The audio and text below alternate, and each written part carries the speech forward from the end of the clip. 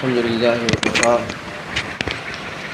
والسلام على عباده الذين اصطفى أما بعد فأعوذ بالله من الشيطان الرجيم بسم الله الرحمن الرحيم إن عدة الشهور عند الله 12 شهرا في كتاب الله يوم خلق السماوات والأرض ومنها 4 حرم ذلك الدين القيم فلا تظلموا فيهن أنفسكم صدق الله العظيم اللهم صل على سيدنا محمد وعلى آل سيدنا محمد وبارك وسلم۔ محرم الحرام کا مہینہ ہے اور اس مہینے سے متعلق بہت ساری باتیں کی جاتی ہیں، کہی جاتی ہیں اور مشہور ہیں۔ تو اس سلسلے میں 3 باتیں عرض کرنی ہیں۔ پہلی بات تو یہ کہ ماہ محرم کی فضیلت کیا ہے۔ دوسری بات ماہ محرم سے اسلامی کیلنڈر کا آغاز کیسے اور کب ہوا، اور اس قمری مہینے کو اسلامی مہینہ کیوں کہا جاتا ہے۔ اور تیسری بات کہ اس مہینے کے یا اس مہینے میں کرنے کے کام کیا ہے۔ اس مہینے کی فضیلت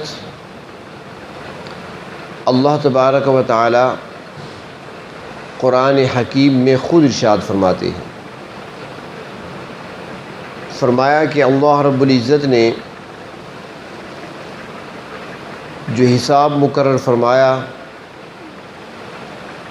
دن و رات کے حساب سے، وہ سال کے 12 مہینے ترتیب دیے گئے، اور یہ 12 مہینوں کی ترتیب کب بنی؟ تو فرمایا کہ جس دن آسمانوں اور زمین کو پیدا کیا گیا، یوم خلق السماوات والارض۔ یہ آج سے نہیں بلکہ آسمان و زمین کی تخلیق کے وقت سے اللہ تبارک و تعالیٰ نے نظام شمسی کو بنا کر 12 مہینے خود ہی ترتیب دیے انسانوں کے لیے۔ اور پھر ساتھ فرمایا کہ ان 12 مہینوں میں سے وَمِنْهَا 4 حرم، ان میں سے 4 مہینے حرمت والے ہیں۔ حرمت یعنی احترام والے ہیں، عزت والے ہیں، معظم ہیں۔ ان 4 مہینوں میں کون سے ہیں؟ تو اس کی ترتیب اللہ کے رسول صلی اللہ علیہ وسلم نے ارشاد فرمائی کہ 3 مہینے اکٹھے ہیں ترتیب کے ساتھ اور 1 مہینہ الگ ہے۔ جو الگ مہینہ ہے وہ رجب کا مہینہ ہے، حرمت والا مہینہ، اور جو 3 مہینے ہیں وہ ذیقعد، ذی الحجہ اور محرم، یہ ترتیب کے ساتھ 3 مہینے ہیں۔ 12 مہینوں میں سے 4 مہینوں کو اللہ تبارک و تعالیٰ نے شروع دن سے حرمت والے مہینے قرار دیا ہے۔ فضیلت اس کی اتنی ہی آپ سمجھ لیں کہ اس مہینے کو فضیلت اللہ نے دی ہے اور اس کی نسبت اللہ رب العزت نے اپنی طرف کی ہے۔ حدیث شریف میں آتا ہے کہ اس مہینے کو اللہ کا مہینہ قرار دیا گیا، یہ سب سے بڑی فضیلت ہے۔ جیسے مکہ مکرمہ میں کعبہ ہے جس کو بیت اللہ کہا جاتا ہے، اس کو جو عزت، جو مقام، جو شرف، جو بزرگی حاصل ہے، وہ اس پوری کائنات میں، پوری دھرتی پر کسی مکان اور کسی کوٹھے کو وہ فضیلت حاصل نہیں ہے، اس لیے کہ اس کی نسبت اللہ کی طرف ہو گئی۔ تو ان مہینوں کی نسبت بھی اللہ کی طرف ہے۔ دوسری بات کہ اسلامی تاریخ کا حصہ یہ مہینے کیسے بنے۔ حضرت فاروق اعظم رضی اللہ تعالیٰ عنہ کا دور خلافت تھا، ان کے پاس باہر سے ایک تحریر آئی لکھی ہوئی، خط آیا کوئی، اس پر تاریخ لکھی ہوئی تھی جو پہلے تاریخیں چلتی تھیں۔ شمسی کیلنڈر تھا، جنوری، فروری، مارچ، اپریل یہ کیلنڈر چلتا تھا، یہ عیسائیوں کا ہے۔ عیسیٰ علیہ السلام کے آسمانوں پر اٹھائے جانے سے اس کیلنڈر کا آغاز ہوا ہے، اور اس پر وہ لکھتے ہیں AD، آپ نہ لکھا کریں کیونکہ ہم تو ویسے نقالی تو کرتے ہیں نا، کبھی سوچتے نہیں ہیں کہ معنی کیا ہے۔ وہ عیسوی سن جب لکھتے ہیں نا آگے AD لکھا ہوتا ہے۔ AD کے معنی آفٹر ڈیتھ۔ ان کے نزدیک عیسیٰ علیہ السلام کو سولی پر چڑھا دیا گیا تھا اور ان کی وفات ہو گئی تھی، لیکن ہمارے ہاں عیسیٰ علیہ السلام زندہ ہیں، ہمارا عقیدہ ہے وہ آسمانوں پر اٹھائے گئے ہیں، ابھی تک زندہ ہیں، قرب قیامت وہ آئیں گے، زمین پر تشریف لائیں گے، پھر ان کی وفات ہوگی۔ تو اس کے اندر ان کا عقیدہ ہے پورا، جو کہ ہمارا نہیں ہے۔ تو شمسی کیلنڈر بھی تھا، دوسرے کیلنڈر بھی تھے، جیسے ہندی کیلنڈر ہے وہ یہ بھی تھا، کچھ لوگوں کے اور حساب کتاب بھی تھے۔ تو فاروق اعظم رضی اللہ تعالیٰ عنہ کے پاس جب تحریر آئی تو اس پر تاریخ لکھی ہوئی تھی، وہ دیکھ کر وہ کچھ سوچ میں پڑ گئے، اور انہوں نے شورا کا اجلاس بلایا، صحابہ کرام کو بلایا، مشورہ ہوا کہ ہماری ایک اپنی پہچان ہے، ہماری اپنی تہذیب ہے، تو ہماری جس طرح تہذیب اپنی ہے، پہچان اپنی ہے، اس طریقے سے ہماری تاریخ کا نظام بھی اپنا ہونا چاہیے، ہمارا کیلنڈر بھی اپنا ہونا چاہیے۔ سب نے حامی بھر لی، ٹھیک ہے، تو اب کیلنڈر کس حساب سے رکھیں؟ انہوں نے کہا وہ تو قمری حساب سے رکھنا پڑے گا، کیونکہ ہمارے جتنے بھی مذہبی عبادات ہیں، جتنے بھی ہمارے احکام ہیں، وہ سارے کے سارے قمری حساب سے ہیں، چاہے وہ روزے ہوں، وہ تو رمضان کا مہینہ ہے، اس کا تعلق بھی قمری حساب سے ہے، اس طریقے سے حج ہے وہ بھی قمری حساب سے ہے، اور عورت کی عدت ہوتی ہے، خاوند فوت ہو جائے اس کی عدت ہے وہ بھی چاند کے حساب سے ہوتی ہے، ان مہینوں سے ہوتی ہے، تو لہٰذا ہمارا کیلنڈر تو ان مہینوں سے بنے گا۔ اب اس کا آغاز کب سے کیا جائے، پہلا مہینہ کون سا ہو؟ اب مشورے آنے لگے، کسی نے کہا کہ نبی اکرم صلی اللہ علیہ وسلم کی ولادت باسعادت جب ہوئی تھی تو اسی مہینے سے اسلامی کیلنڈر کا آغاز کیا جانا چاہیے، وہ ربیع الاول کا مہینہ تھا، کیونکہ یہ وہ مہینہ تھا جس نے ایک عظیم انقلاب کی خبر دے دی تھی۔ آپ کی ولادت مکہ میں ہوئی اور فارس کے کنگرے وہاں پہ گر گئے، آپ کی ولادت مکہ میں ہوئی اور مجوس کی آگ ایران میں بجھ گئی، لیکن اس رائے کو پسند نہیں کیا گیا، اتفاق رائے نہیں ہوا۔ اس کے بعد دوسری رائے آئی کہ جس مہینے میں آپ صلی اللہ علیہ وسلم کو نبوت کا تاج پہنایا گیا، سب سے پہلی وحی کا نزول ہوا، تو اس تاریخ سے یا اس مہینے سے اسلامی کیلنڈر کا آغاز ہونا چاہیے، لیکن اتفاق رائے سے یہ بھی منظور نہ ہو سکی بات۔ تیسری ایک رائے آئی کہ نبی اکرم صلی اللہ علیہ وسلم کی جس مہینے میں وفات ہوئی ہے اس مہینے سے اسلامی کیلنڈر کا آغاز کیا جائے، وہ بھی ربیع الاول کا مہینہ ہے، لیکن اس پر بھی اتفاق رائے نہ ہو سکا۔ پھر ایک رائے آئی کہ جس مہینے میں نبی اکرم صلی اللہ علیہ وسلم نے مکہ مکرمہ سے مدینہ منورہ کی طرف ہجرت فرمائی ہے اسی سے اسلامی کیلنڈر کا آغاز کر دیا جائے، تو اس رائے کو پذیرائی ملی، اتفاق رائے ہوا اسی پر، اور سب نے اس بات کو قبول کیا کہ وہ عظیم انقلاب جو دنیا میں بپا ہوا اس کا آغاز ہجرت سے ہی ہوتا ہے۔ جہاد کا حکم آیا تو بھی ہجرت سے، اور کفار کو جب شکستیں ملی ہیں تو وہ بھی ہجرت کے بعد، تو لہٰذا ہجرت سے ہی اس کا آغاز کرنا چاہیے۔ اب مہینہ کون سا ہو، پہلا مہینہ کون سا رکھیں؟ نبی اکرم صلی اللہ علیہ وسلم کی ہجرت جو ہوئی ہے وہ ربیع الاول کے مہینے میں ہوئی ہے، سفر میں شروع ہوئی، مکمل ربیع الاول میں ہوئی، لیکن اتفاق رائے سے یہ بات طے ہوئی کہ اس کا آغاز حجاج کرام چونکہ حج سے واپس آتے ہیں اپنے گھروں کی طرف، تو لہٰذا محرم سے اس کیلنڈر کا آغاز ہونا چاہیے۔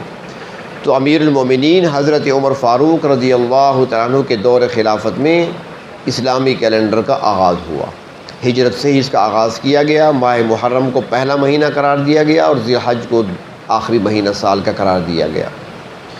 یہ اس کی تاریخ ہے۔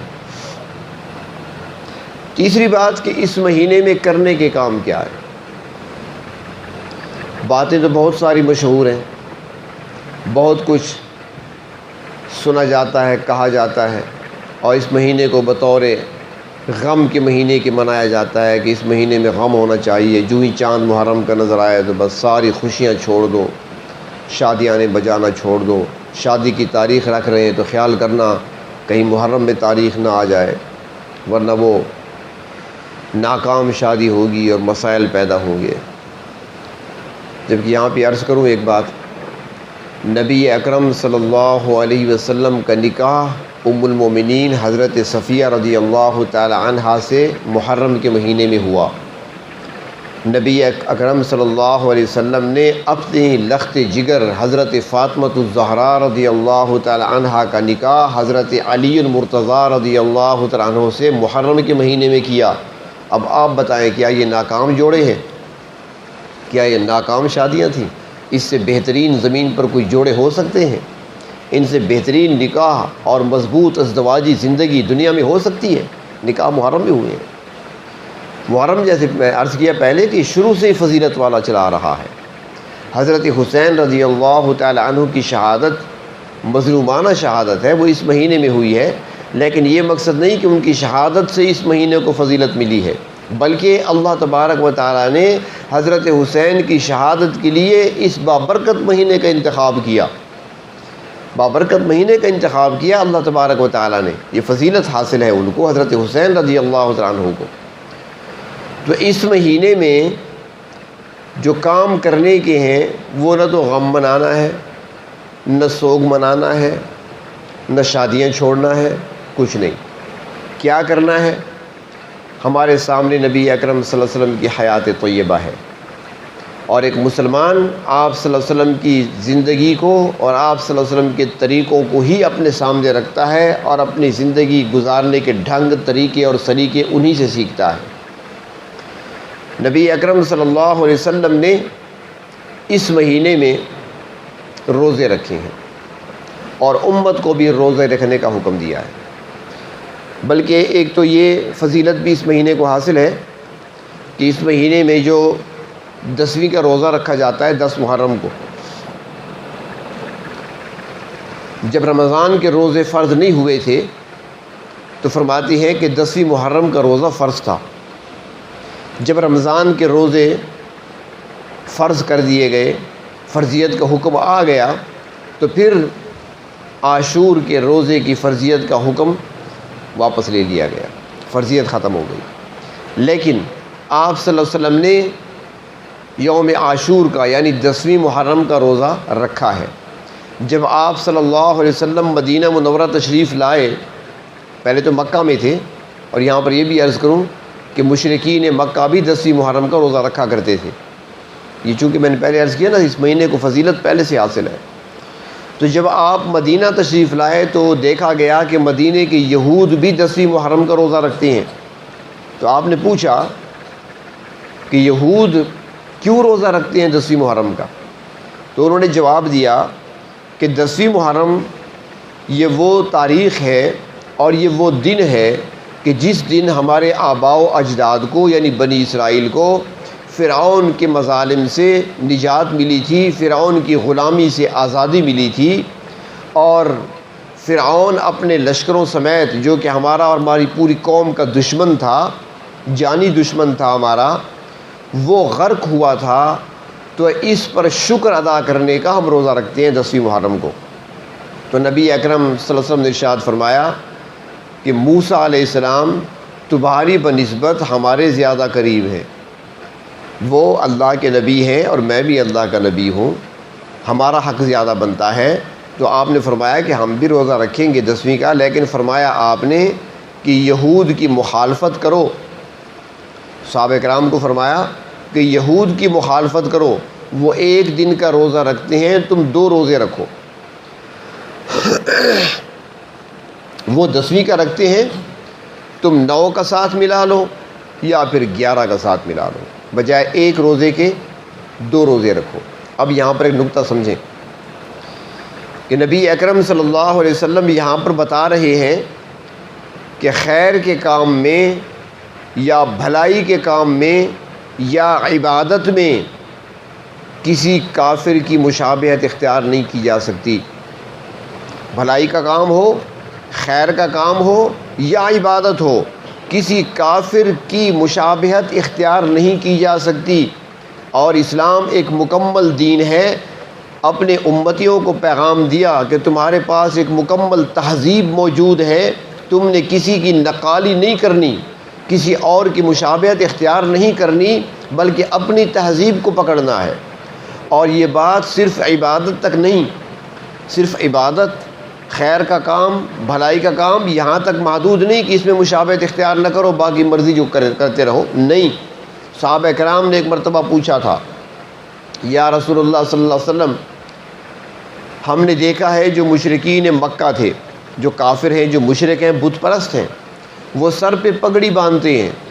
مشرکین کی سر پہ پگڑی ہوا کرتی تھی، وہ سر پہ پگڑی باندھتے ہیں، اور جو یہود ہیں وہ سر پہ ٹوپی رکھتے ہیں، پگڑی نہیں باندھتے۔ ہمارے لیے کیا حکم ہے؟ ہم یہود کی طرح صرف ٹوپی استعمال کریں یا صرف پگڑی استعمال کریں؟ آپ نے فرمایا تم نے کافروں کی مخالفت کرنی ہے، تم نیچے ٹوپی رکھو، اوپر پگڑی باندھو۔ وہ ایک ایک استعمال کرتی ہے نا، تم دونوں استعمال کرو۔ اس طریقے سے ایک مرتبہ پوچھا گیا، آپ استعمال کر سکتے ہیں، یہ مطلب نہیں ہے کہ کل سارے ٹوپی اتار دو، مانے تو نہیں ہے، اجازت ہے، ٹوپی استعمال کی جا سکتی ہے۔ ایک موقع پر آپ سے پوچھا گیا کہ یا رسول اللہ صلی اللہ علیہ وسلم، ہم نے دیکھا ہے کہ جو مکہ کے مشرک تھے وہ موزے پہنتے تھے، ساتھ جوتے نہیں پہنتے تھے۔ موزہ چمڑے کا موزہ ہوتا تھا، بس وہ کافی ہے، وہی جوتا ہے، تو وہ جوتا موزے کے ساتھ نہیں پہنتے تھے، موزہ استعمال کرتے تھے۔ اور یہاں پر ہم نے دیکھا ہے جو یہودی ہیں وہ جوتے استعمال کرتے ہیں۔ ہمارے لیے کیا حکم ہے؟ فرمایا تم موزہ پہنو، پھر ساتھ جوتا بھی استعمال کرو، دونوں استعمال کرو، مخالفت کرو، یعنی رہن سہن میں بھی، اٹھنے بیٹھنے میں، تمہارے کردار میں، تمہاری عادات میں، تمہارے اطوار میں، تمہارے رہن سہن میں، تمہارے رنگ ڈھنگ میں، تمہاری شکل و صورت میں، ہر لحاظ سے تم نے کفر کی مشابہت اختیار نہیں کرنی۔ اور ساتھ فرما دیا کہ من تشبہ بقوم فہو منہم، جو جن کی شباہت اختیار کرے گا روز قیامت انہی کے ساتھ ہوگا، کیونکہ اسلام ایک مکمل دین ہے، مکمل مذہب ہے۔ علماء نے لکھا ہے اللہ تعالیٰ کئی واقعات کئی موقع پر ایسے دکھا دیتے ہیں تاکہ دوسروں کے لیے عبرت بن جائے، کہ ہندوستان میں ایک شخص تھا، نیک آدمی تھا، نماز روزے کا پابند تھا، باشرہ تھا، اچھا آدمی تھا، اخلاقیات کے لحاظ سے، معاملات کے لحاظ سے، عبادات کے لحاظ سے، ہر لحاظ سے ٹھیک تھا۔ اس کی وفات ہو گئی۔ کسی نے خواب میں دیکھا اس کو بڑی بری حالت میں، تو اس سے پوچھا، یہ سچے خواب نبوت کا 46واں حصہ ہوتی ہیں، بشرطیے کہ خواب ہو۔ تو اس نے پوچھا بھائی کیا حال ہے تمہارا؟ اس نے کہا نہ پوچھو، بڑی تکلیف میں ہوں۔ تو اس نے کہا تکلیف کیوں ہے؟ تم تو بڑے نیک آدمی تھے، نماز روزے کے پابند تھے، مسجد کے ساتھ تمہارا دل لگا رہتا تھا، ذکر و اذکار بھی کیا کرتے تھے، تمہارے اندر برائی تو ہم نے دنیا میں نہیں دیکھی تھی، تو کس مصیبت میں گرفتار ہو تم؟ اس نے جواب دیا کہ ایک دن میں جا رہا تھا، میں پان بھی کھایا کرتا تھا، تو اس دن ہندوستان میں، چونکہ وہ ہندوستان کے رہنے والے تھے، تو ہندوؤں کی ہولی کا دن تھا، اور اس دن ہندو ایک دوسرے پہ رنگ ڈالتے ہیں، سرخ رنگ زیادہ استعمال ہوتا ہے۔ تو میں جا رہا تھا، سامنے گدھا ٹھہرا ہوا تھا، اور میں نے لعاب پھینکنا تھا، تو ایسے جاتے ہوئے میں نے لعاب گدھے پر پھینکا، اور میں نے کہا دیوالی کا دن ہوتا ہے ہندوؤں کا، دیوالی کے دن وہ رنگ ڈالتی ہیں، تو وہ کہنے لگا میں نے گدھے پر تھوک ڈالا سرخ رنگ کا، میں نے کہا تو بھی دیوالی منا لے۔ یعنی میں نے یہ جملہ کہا، جب یہاں اللہ کی بارگاہ میں پہنچا تو فرمایا تم نے ہندوؤں کے ساتھ مشابہت اختیار کی تھی، لہٰذا ان کے ساتھ چلو۔ میری ساری نمازیں گئیں، سارے روزے گئے، سب کچھ گیا، اب پکڑا ہوا ہوں، گرفتار ہوں میں۔ اس لیے اللہ کے نبی نے فرمایا کہ مشابہت کسی کی غیر مسلم کی اختیار نہیں کرنی، تمہاری اپنی تہذیب ہے، تمہارے پاس اپنا دین مکمل موجود ہے، اسی کی اتباع کرنی ہے، کسی کی نقالی نہیں کرنی۔ تو فرمایا کہ ایک تو اس دن روزہ آپ نے خود بھی رکھا، صحابہ کرام کو بھی فرمایا تو یہ روزہ رکھنا سنت ہے، اور فرمایا کہ ایک دن کا یہود رکھتے ہیں تم 2 دن کے رکھو، اور ساتھ فضیلت بھی بیان فرما دی کہ اس دن کے روزے کی فضیلت کیا ہے۔ فرمایا کہ اس مہینے کو بھی چونکہ حرمت حاصل ہے، پورا مہینہ بابرکت ہے، روزوں کا ثواب ہے پورے مہینے میں، لیکن 10ویں تاریخ کا فرمایا جو روزہ رکھتا ہے، اللہ کے محبوب صلی اللہ علیہ وسلم فرماتے ہیں کہ مجھے پروردگار عالم سے قوی امید ہے کہ اللہ تعالیٰ اس روزے کے بدلے میں 1 سال کے گناہوں کو معاف فرما دیں گے، یعنی ایک دن کا روزہ 1 سال کے گناہوں کا کفارہ بن جائے گا۔ ایک تو یہ ہے روزہ، اگر سب نے روزے رکھ لیے تو حلیم کون کھائے گا؟ وہ تو رہ گیا، کیونکہ ایک دوسری روایت بھی ہے نا، اور وہ روایت ہے دسترخوان کو وسیع کرنے کی، اور ہمیں وہی مولوی اچھا لگتا ہے جو ہمارے دسترخوان کی وسعت کی باتیں بتائے، کھانے پینے کی باتیں بتائے، تو وہی کام کا بندہ تو وہی ہے، اور جو ان چیزوں سے روکے مت وہ اچھا نہیں لگتا۔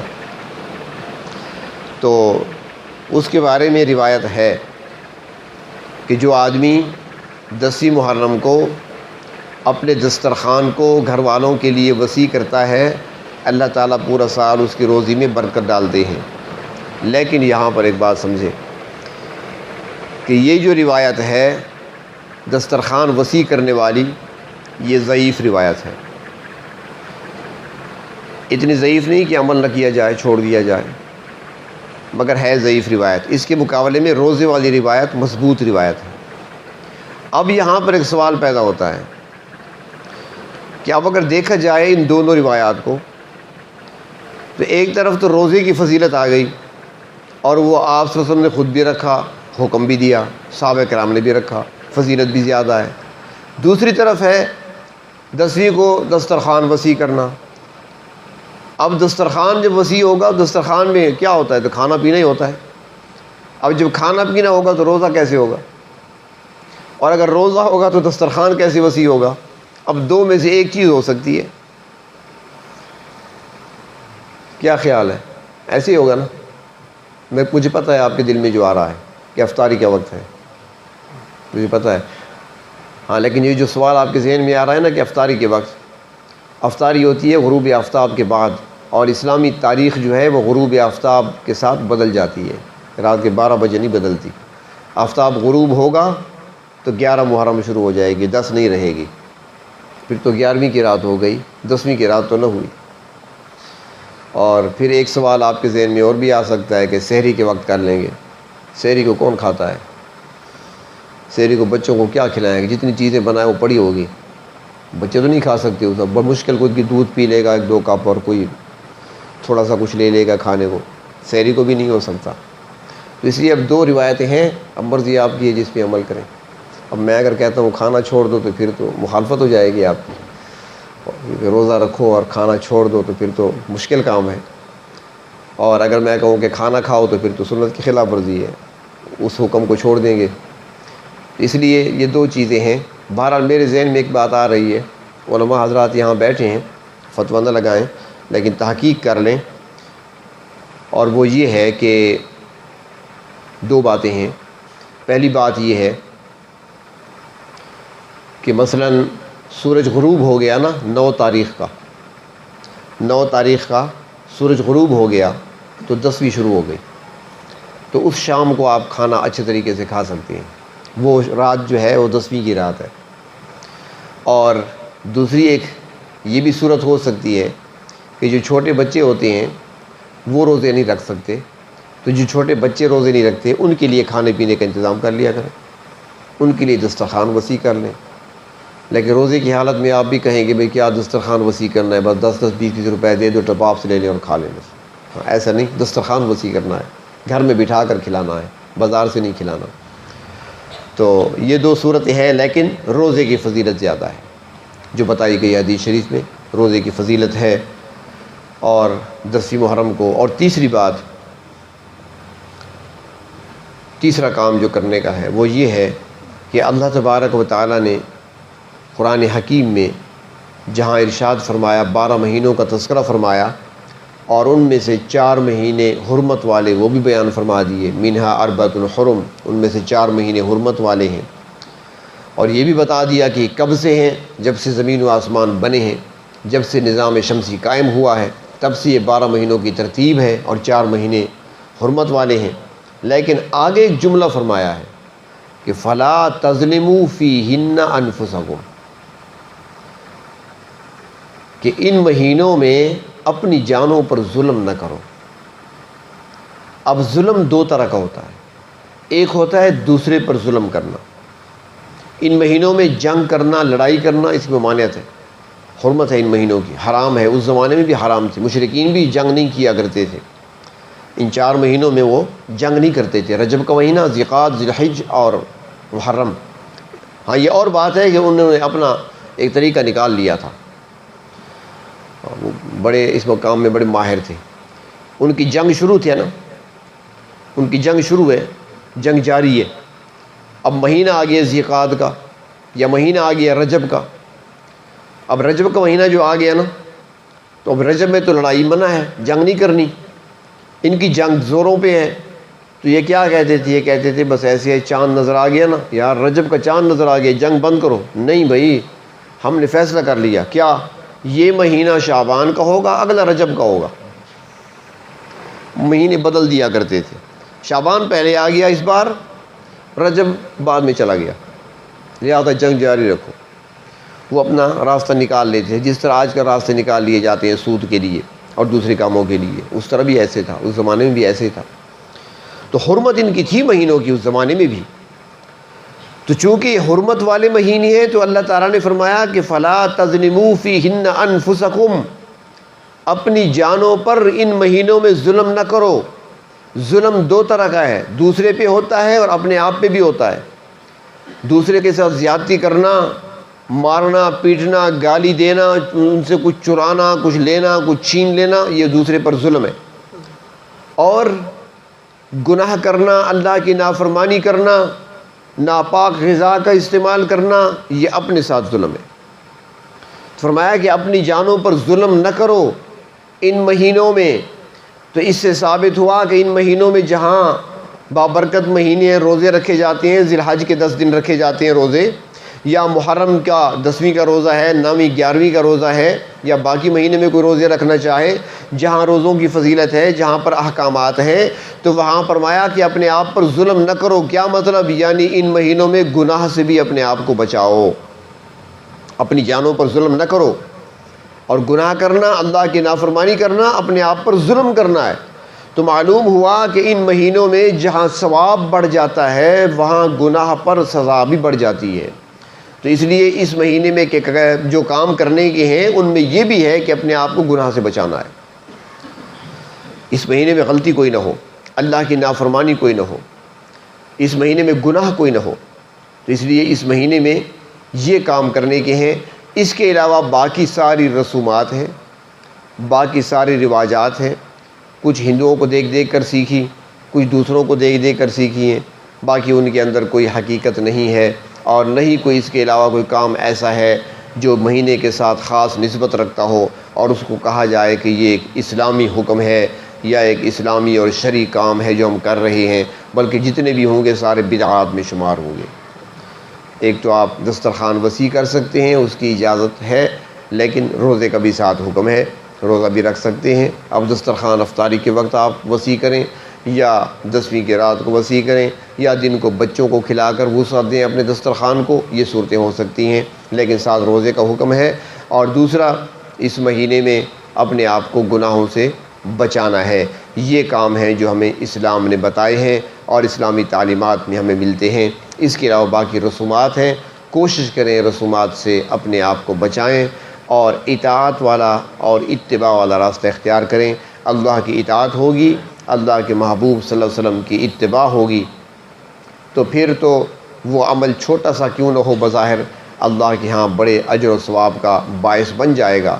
لیکن اگر اللہ کے نبی کی اتباع سے ہٹ کر کوئی کام کیا جائے گا تو پھر وہ چاہے جتنا بڑا کام کیوں نہ ہو، بجائے اجر ملنے کے اس پر پوچھ گچھ ہو سکتی ہے، اس پر پکڑ بھی ہو سکتی ہے۔